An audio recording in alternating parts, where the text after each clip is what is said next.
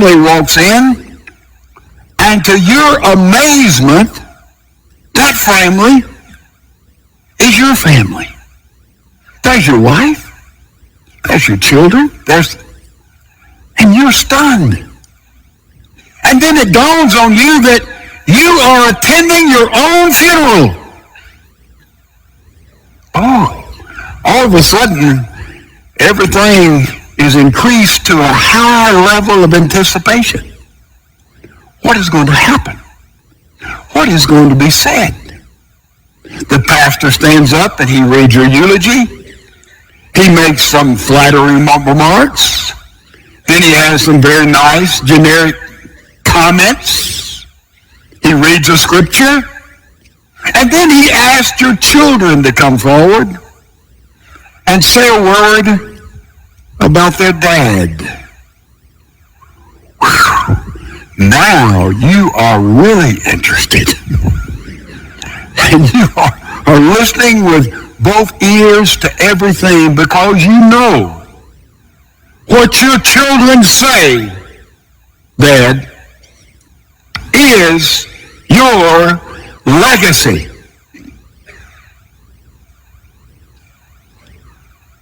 It's frightening to think about a legacy.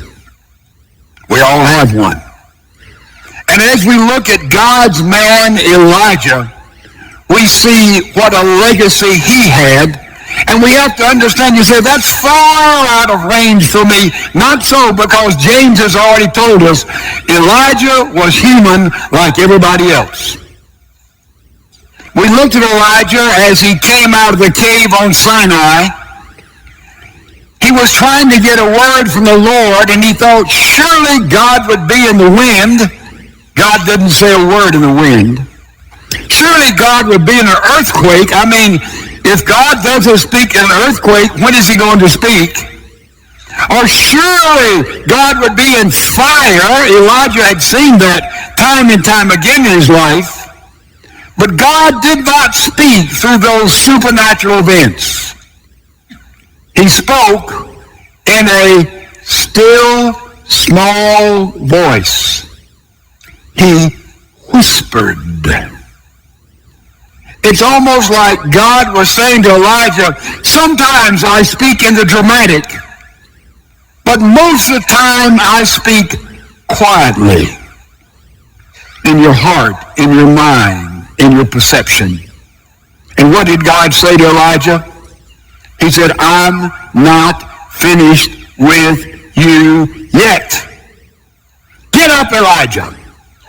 You thought this was the end. You went through despair and despondency and depression. But get up, Elijah. And he sent Elijah to the wilderness of Damascus, where he commissioned some individuals who would become king. But primarily he sent him to set aside, to call a man by the name of Elisha.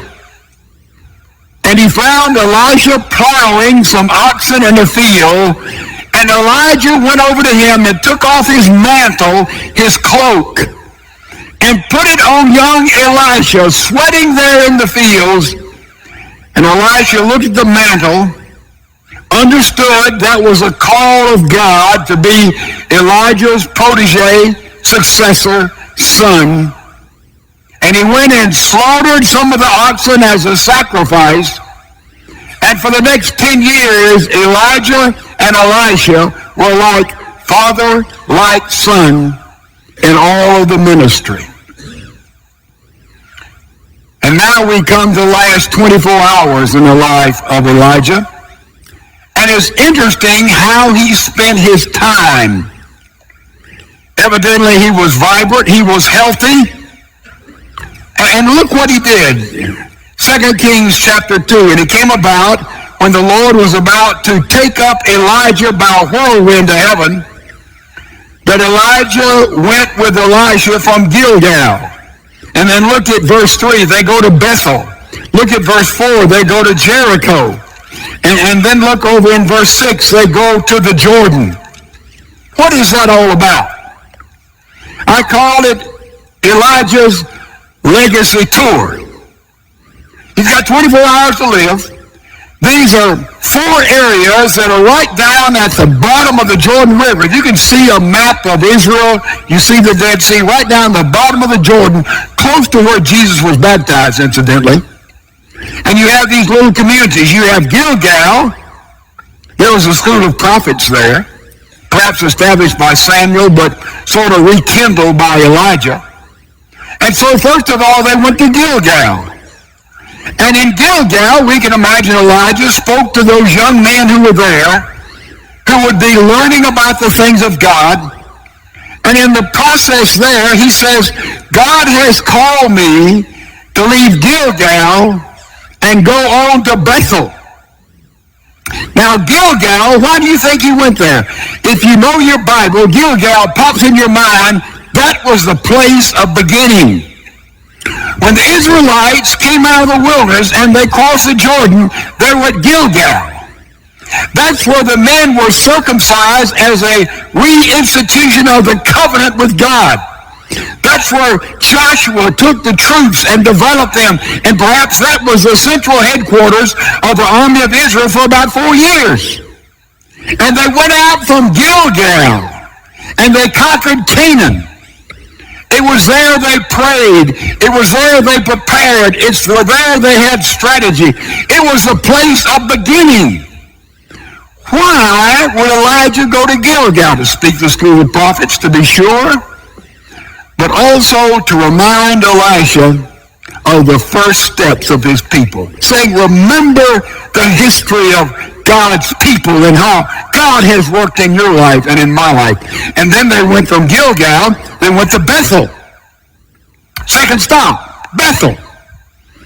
Bethel means house of God. What happened at Bethel? That's where Abraham built an altar. By the way, study Abraham and Lot. You'll notice that Abraham built an altar and pitched his tent. Lot built his tent and just pitched his altar.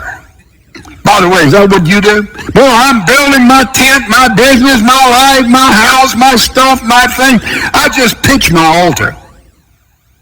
Look what happened to Lot. Look what happened to Abraham. You need to build your altar and just pitch your tent.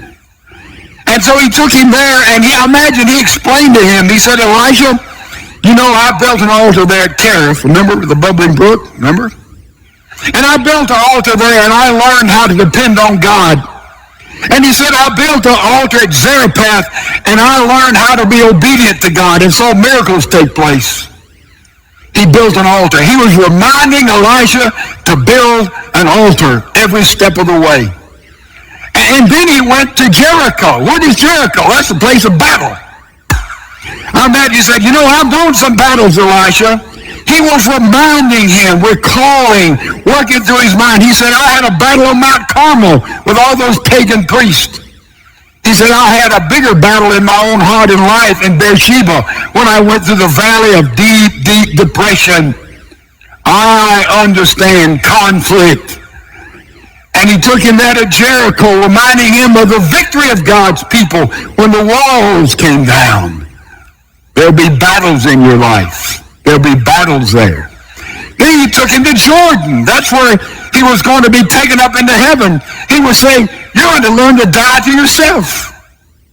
There has to be a self-death before you're ready to live. The calling of God isn't, boy, what can I do? What can I get out of it? How can I be important? What will this come to? What will happen to me? But a selfless kind of service. That was the call that he was laying on him. Now, this was a little heritage tour. You see it? This is where we started. First steps. This is you learn how to talk to God, Bethel to pray. You're going to have battles in your life, Elijah, and certainly there's going to be a time of death in your life so you can truly serve and be free to serve and live for the Lord. Now, interesting thing here. In this little heritage tour, you have Elijah saying something to Elisha 3 different times. Listen to this.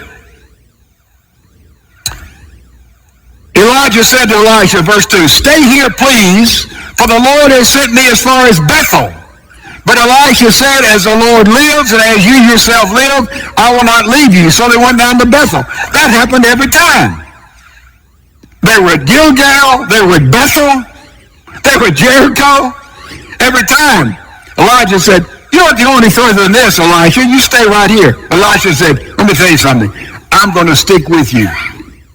You see the wide receivers in football, sometimes they don't catch a pass, and the announcer pointed out and said, that defensive back, he's been inside his jersey this whole game. He couldn't get away from him. That's the way it was with Elisha. He told Elijah, you don't have to go anywhere. What was he doing? He was testing Elisha. He said, Elisha, you stop here at Gilgal, take the first steps of faith. Remember, that's all you need. Take care of this school of prophets. He said, no, I'm going with you. Well, you go to Bethel, learn how to pray. Oh, no, I'm going on. Well, we go to Jericho, there's going to be a battle. Oh, no, I'm going on. You're going with me all the way across Jordan. Yes, I'm going the full way with you.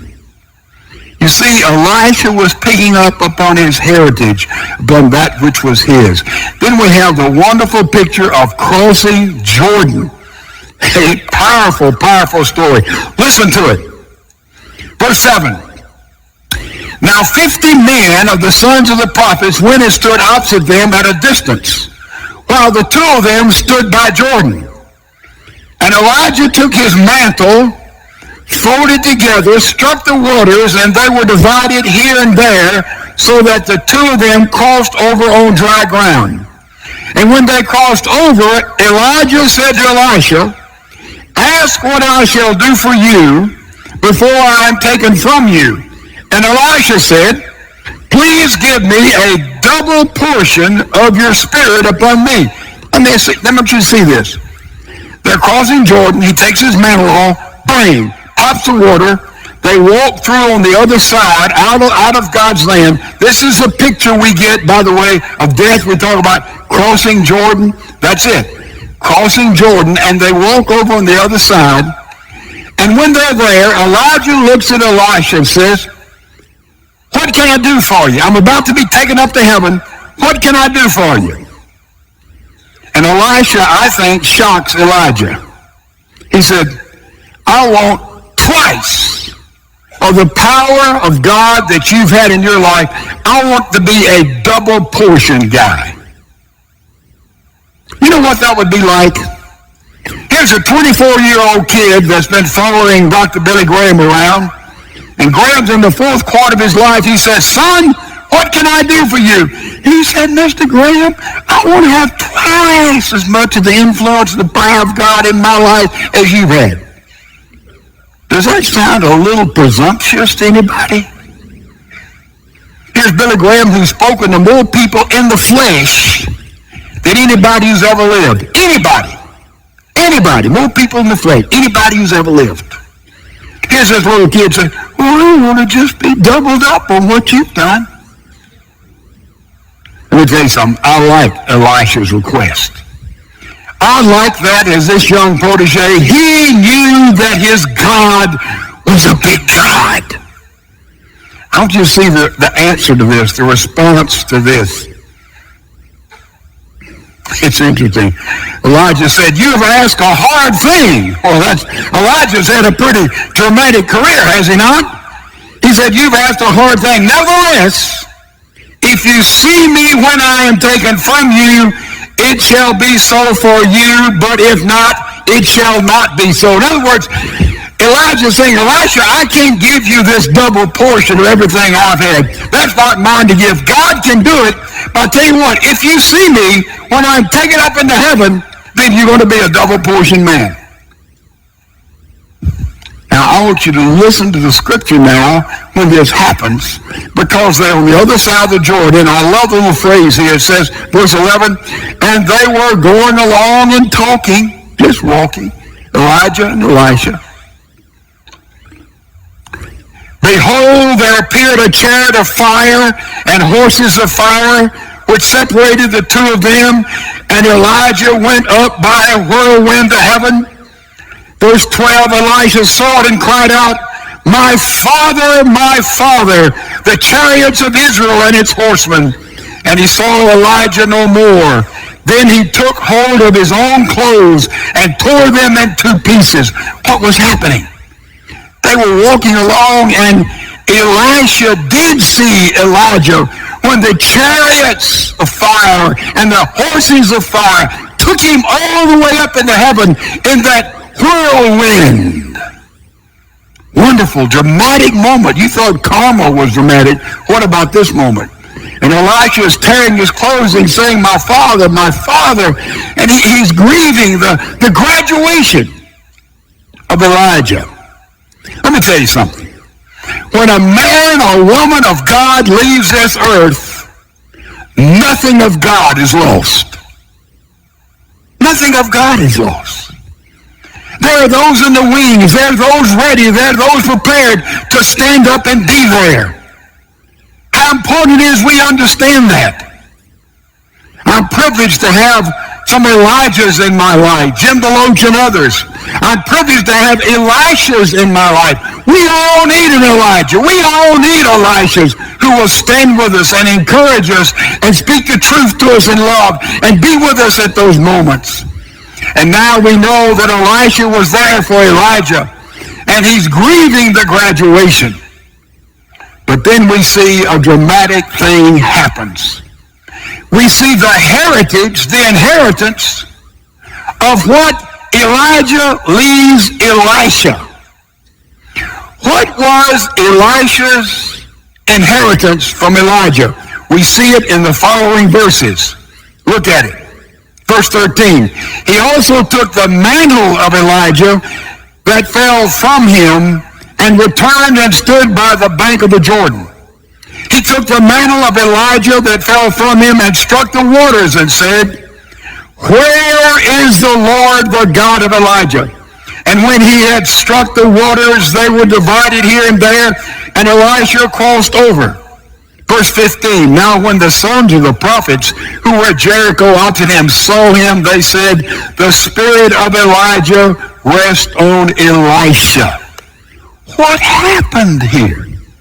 It is the legacy. It is what Elijah leaves Elisha. What is it? He leaves him his mantle. Phew, whirlwind. Elijah's caught up. Fire, horses, chariots. He's gone. And everything is blowing around. And Elisha is mourning the graduation of Elijah. But he looks over there in a bush. He says, what is that? What is that? Well, that's his mantle.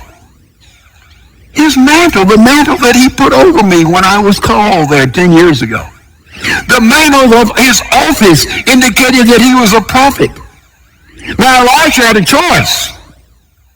He could have looked at the mantle and said, man, that old thing, I don't want any of that. He could have gone over and got the mantle, the cloak out of the bush and looked at it and says, you know, I'm going to be my own man. I'm not going to just be what Elijah was. I'm my own man. But he didn't. He got that mantle. He picked it up and he put it on. In other words, he understood what Elijah was telling him. He had the call of God upon him. Parents, fathers, we need to make sure our kids understand that God has a plan for their life. He has a design for their life. He has a purpose for their life. And they need to hear that from us all the time as they are growing up in our homes. God has something special for you because you are special to God. See, that's that mantle, that's that call that's upon all of our children. And we see the mantle was picked up and put on the back of Elisha. And he went over the river and he struck the river and the river divided.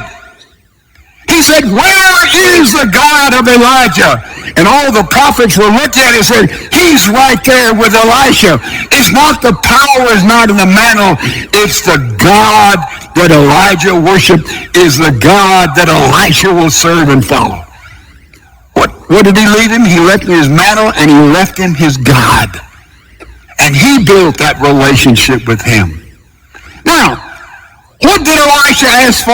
A double portion.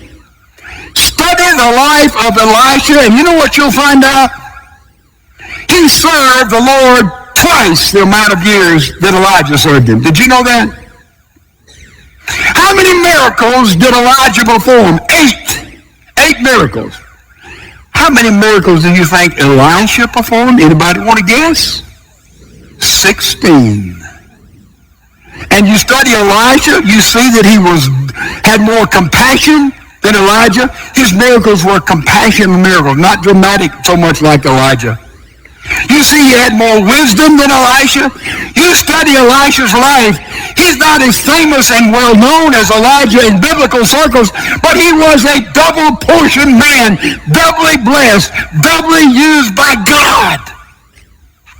Amazing, isn't it? The legacy that he was left. How important it is. Today, people trying to enhance, build, change their legacy. But Dad, the time to start is now. You say, well, it's too late. No, it's not. Start where you are now and say, I'm going to be a man of God. I want my kids, my grandkids to know they have the call of God on their life. And I want them to know the Lord as I am seeking now to know and serve the Lord. What will your legacy be, Dad?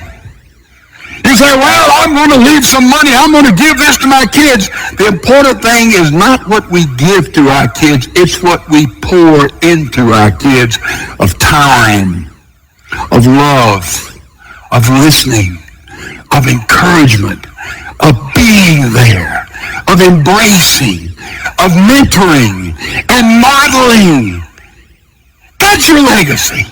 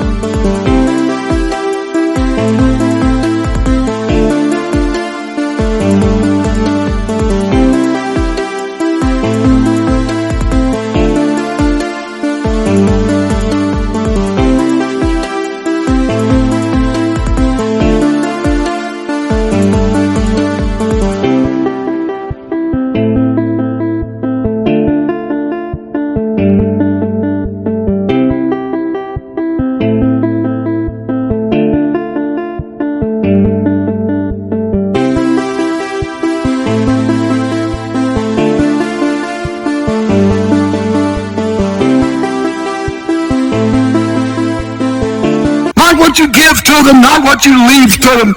It's what you pour into them from yourself and from your heart of hearts. Some of you remember a movie that has come and gone, Mr. Holland's Opus. How many of you remember or seen it or heard of it, Alicia? Yeah. I don't agree with a lot of stuff that was in the movie. Richard Dreyfuss was the star, but the theme was fabulous. You remember that Mr. Holland had in his mind and ability, he wanted to write an opus, a musical. He wanted to write a piece of music as a musician that would be powerful, that would express all the music he felt in his heart and mind and soul. But he was having trouble getting it down, so he thought in the interim he would take a job as a public school music teacher in a little underprivileged section of a city. He said, I'll just sign up for a year while I'm writing my opus. And he signed up for 1 year, 2 years, and finally 10, 15, 20 years go by, and they defund the arts and the music in this school. And now Mr. Holland is an old man. And he has to retire. And he's picking up his stuff in his little classroom thinking, my life has been a failure. I want to write this wonderful opus, this musical piece that would just go on and on, but man, I just taught kids.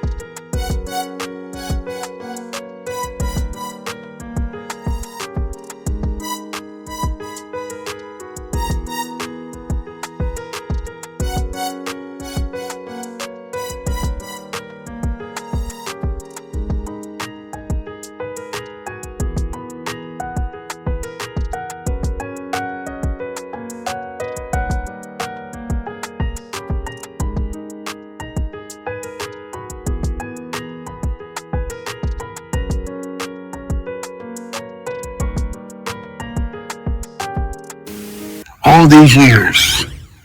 And as he's walking out the door, defeated, broken, feel like he'd thrown his life away, the principal comes over and says, Mr. Holland, would you step in the auditorium with me for a moment? He said, oh yeah.